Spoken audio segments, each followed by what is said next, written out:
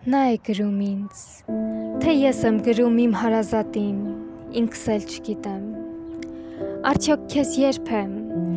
եմ տեսնելու, ձմեռ ու ամառ, աշուն ու գարուն, իսկ ուր է տարվա մեր եղանակը, նա է գրում ինձ, թե ես եմ գրում իմ հարազատին, ինքս էլ չգիտեմ, դու նկատել ես, ձմեռ ժամանակ անհնարին է անցնել անտառի այն ծանոթ տեղով, որով անցել ես ամռան օրերին, քանի որ ցրտից սաստիկ կուչ գալով ու ձյան բեռան տակ ճկվելով խղճուկ, ոստ ու ճյուղերը փակում են ճամփատ,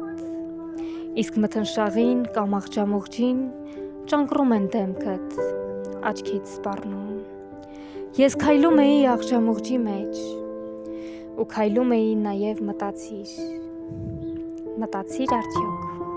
մտամփոփ արդյոք, միթե նույնը չէ,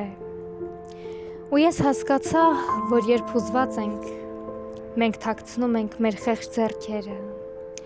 երբ անվստահ ենք, մենք թաքցնում ենք մեր խեղճ ոտքերը, իսկ երբ են մարդիկ թաքցնում դեմքը,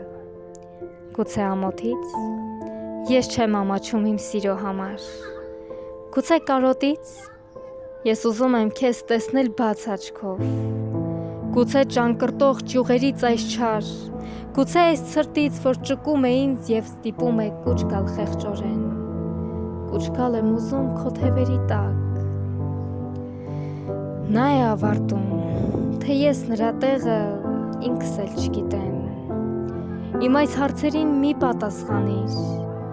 բայց պատասխանիր լոկի մեկ հարցին, գարունը անցավ, ես քեզ չտեսա, ամառը անցավ, ես քեզ չտեսա, աշունը անցավ, չտեսա ես քեզ, ձմեռն էլ կանցնի, չեմ տեսնի ես քեզ,